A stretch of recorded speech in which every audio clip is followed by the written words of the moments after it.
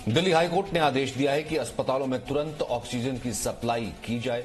Delhi high court ने तुरंत इसके लिए आदेश भी दिया है। कहा है कि बेशक इसके लिए एयरलिफ्ट करना पड़े, लेकिन ऑक्सीजन लोगों का मौलिक अधिकार है।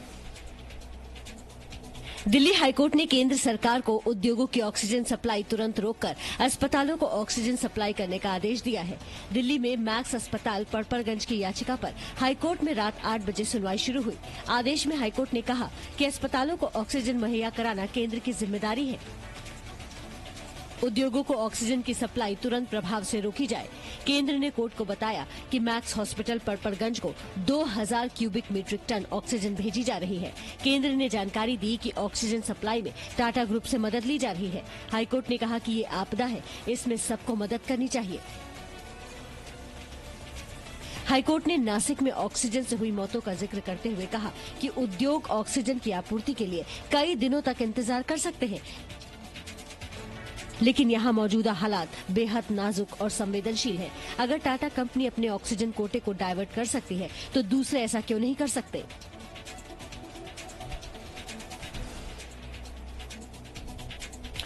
वहीं नासिक में ऑक्सीजन लीक होने से अब तक 24 मरीजों की मौत हो चुकी है। आइए देखते हैं पूरी खबर। महाराष्ट्र के नासिक में टैंकर से ऑक्सीजन लीक होने से अब तक 24 कोरोना मरीजों की मौत हो गई है,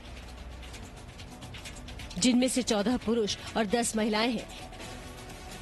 ये बड़ा हादसा नासिक के जाकिर हुसैन अस्पताल में हुआ, जहां अचानक टैंकर का वाल्व लीक होने से ऑक्सीजन चारों तरफ फैल गई, जिससे मरीजों को होने वाली सप्लाई रुक गई।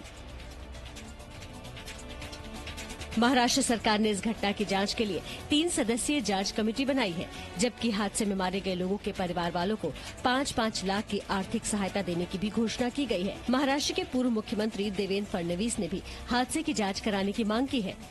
मैं मांग करना चाहता हूं कि तुरंत वहां के जो बाकी पेशेंट्स हैं उनको मदद मिले।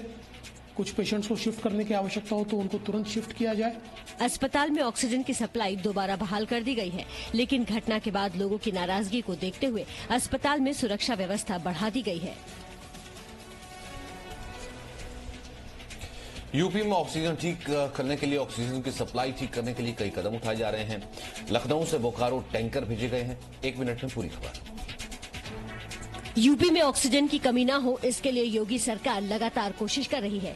सीएम योगी के निर्देश पर ऑक्सीजन की उपलब्धता बढ़ाने के लिए लखनऊ से टैंकर को ट्रेन से बोकारो भेजा गया है। बोकारो से इन टैंकरों में ऑक्सीजन भरकर वापस लखनऊ लाया जाएगा। बोकारो से ऑक्सीजन लाने के लिए सड़क और रेल दोनों ही मार्गों का इस्तेमाल किया जाएगा। मुरादाबाद से भी बीती रात ऑक्सीजन सिलेंडर पुलिस की सुरक्षा में लखनऊ लाए गए थे। लखनऊ के चारबाग से ट्रेन ऑक्सीजन के खाली टैंकरों को लेकर झारखंड के बोकारो पहुंचेगी। शुक्रवार तक ये टैंकर वापस लखनऊ पहुंचेंगे।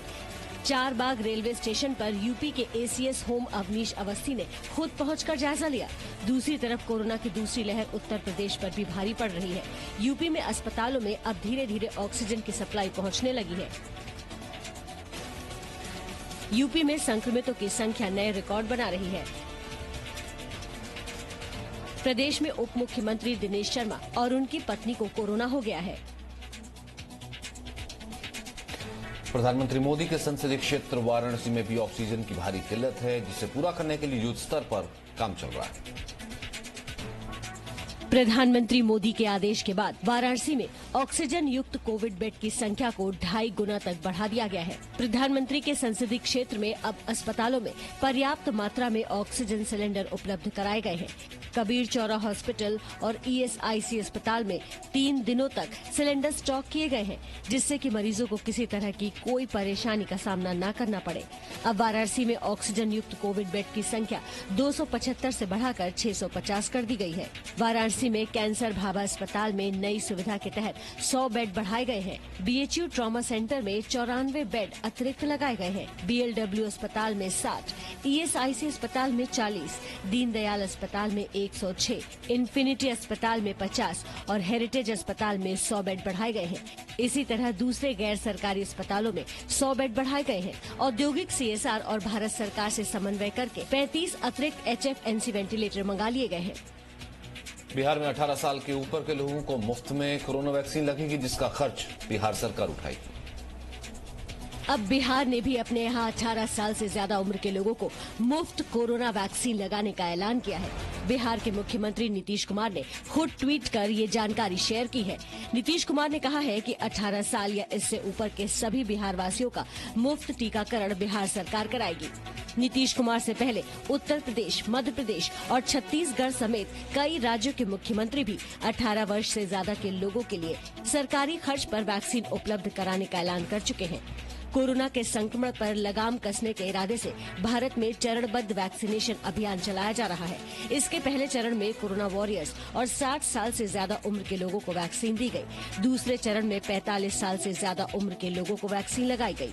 अब तीसरे चरण में 18 साल से ज्यादा उम्र के लोगों का वैक्सीनेशन किया जाएगा, जिसकी शुरुआत 1 मई से होने जा रही है। एनडीए गठबंधन का हिस्सा बीजेपी ने सत्ता में आने पर बिहार वासियों को मुफ्त कोरोना वैक्सीन देने का वादा किया था। कोरोना संक्रमण के बाद झारखंड में 29 अप्रैल तक पूर्ण लॉकडाउन लगाया गया है। पूरी खबर देखते हैं। झारखंड में आज से 29 अप्रैल तक 1 हफ्ते का पूर्ण लॉकडाउन लगाया गया है। लॉकडाउन आज सुबह 6 बजे से प्रभावी होगा। इस दौरान सरकार ने कुछ छूट देने का भी ऐलान किया है। राज्य में जरूरी सेवाओं को छोड़कर सभी कुछ बंद रहेगा। हालांकि धार्मिक स्थल खुले रहेंगे, लेकिन भीड़ नहीं होगी। खनन से जुड़े काम भी प्रभावित नहीं होंगे। लॉकडाउन के दौरान झारखंड में ग्रामीण विकास की सभी योजनाएं चलती रहेंगी। सभी प्रकार के निर्माण कार्य चलते रहेंगे। किराना दुकान खुली रहेंगी और जरूरी सेवाएं भी बहाल रहेंगी। होटल में बैठकर खाने की इजाजत नहीं, लेकिन होटल से घर तक होम डिलीवरी की इजाजत होगी। इस दौरान पूरे राज्य में धारा 144 लागू रहेगी। एक साथ 5 से ज्यादा लोगों के दिखने पर कानूनी कार्रवाई की जाएगी।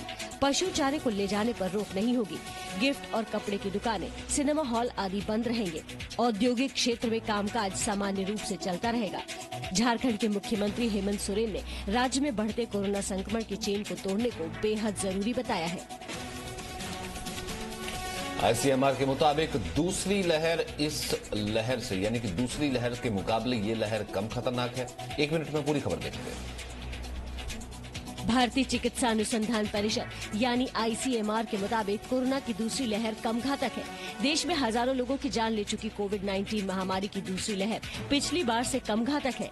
आईसीएमआर लहर की मृत्यु दर में बहुत अंतर नहीं आया है। आईसीएमआर के मुताबिक पिछली बार महामारी की चपेट में औसतन 50 साल के नागरिक आ रहे थे, तो इस बार 48 से 49 साल के यानी युवाओं की संख्या मामूली ही बढ़ी है।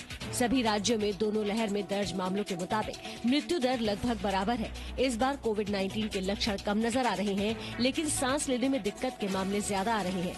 जोड़ों व मांसपेशियों में दर्द, थकान, गंध और स्वाद न महसूस होना, गले में दर्द जैसे लक्षण पिछली लहर के मुकाबले कम मरीजों में मिल रहे हैं। आईसीएमआर के मुताबिक महामारी को लेकर भारी लापरवाही बरती गई है। कोविड-19 से बचाव के लिए बताए गए मानकों के अनुसार बर्ताव नहीं किया गया। वहीं इस बार भी ज्यादा उम्र वाले मरीजों को ही ज्यादा खतरा है। वे ज्यादा संख्या में अस्पतालों में भर्ती हो रहे हैं। बड़ी संख्या बिना लक्षण वाले मरीजों की है, जिनका स्वास्थ्य बेहद गिर गया है। वैक्सीनेशन वाया आंकड़े इस पर और भरोसा बढ़ा देंगे। कैसे, आइए देखते हैं। देश भर में वैक्सीनेशन अभियान के दौरान सरकार के पास जो आंकड़े आए हैं, उनसे वैक्सीन को लेकर जो भी आशंकाएं हैं, वे भी कम हो जाएंगी। दरअसल केंद्र ने बुधवार को आंकड़े जारी करके बताया कि जिन लोगों ने वैक्सीन की दोनों डोज लगवा ली है, उनमें सिर्फ 5,500 लोग ही कोविड पॉजिटिव पाए गए हैं। यानी 10,000 में से सिर्फ 3 लोग ही संक्रमित पाए गए हैं। केंद्र सरकार ने वैक्सीनेशन को लेकर बताया कि कोविशील्ड या कोवैक्सीन की पहली खुराक ले चुके 21,000 से ज्यादा लोग संक्रमित पाए गए हैं, जबकि उनकी दोनों खुराक ले चुके लोगों में से भी 5,500 से ज्यादा लोग संक्रमित पाए गए। अभी तक कोवैक्सीन और कोविशील्ड की तकरीबन 13 करोड़ डोज लोगों को लगाई जा चुकी है। कोवैक्सीन की 1.1 करोड़ डोज में 93,56,436 लोग पहली डोज लगवा चुके हैं। पहली डोज के बाद पॉजिटिव होने वाले लोगों की संख्या 4,208 है, जो कि 0.04% है। वहीं 17,37,178 लोग कोवैक्सीन की दूसरी डोज लगवा चुके हैं। उनमें से सिर्फ 695 लोग ही कोरोना पॉजिटिव पाए गए हैं। दिल्ली के एम्स में ओपीडी सेवाएं 2 हफ्ते के लिए आज से बंद की जा रही हैं। देखते हैं 1 मिनट में पूरी खबर। दिल्ली में कोरोना से हालात बेकाबू होते जा रहे हैं। अचानक बढ़ी मरीजों की संख्या की वजह से इलाज के लिए बेड तक नहीं मिल पा रहे हैं। ऐसे में सरकार ने अब बेड बढ़ाने की तैयारी शुरू कर दी है। हालांकि इसका असर नॉन कोविड मरीजों पर भी पड़ने वाला है। आज से दिल्ली की एम्स की ओपीडी सर्विस 2 हफ्ते के लिए बंद कर दी गई है। अगर 2 हफ्तों बाद भी हालात नहीं सुधरे तो इसे और आगे बढ़ाया जा सकता है। हालांकि इस दौरान डॉक्टर मरीजों से फोन पर बात कर उन्हें कंसल्ट करते रहेंगे। एम्स में अब केवल टेलीमेडिसिन की सुविधा ही मिलेगी। एम्स में नियमित दाखिला भी बंद करने का फैसला लिया गया है। इसमें एम्स में होने वाली सर्जरी भी फिलहाल बंद कर दी गई है। अगले 2 हफ्तों तक नॉन कोविड मरीजों का इलाज एम्स में नहीं किया जाएगा। हालांकि इस बीच कोई इमरजेंसी आती है तो नॉन कोविड मरीजों को भी भर्ती किया जा सकेगा, लेकिन ऐसे मरीजों को प्राइवेट वार्ड में ही भर्ती किया जाएगा। ये फैसला सिर्फ दिल्ली एम्स ही नहीं बल्कि ऋषिकेश एम्स की भी ओपीडी सर्विस बंद करने का लिया गया है। Presenting B News app, available on Google Play and App Store. Download it now.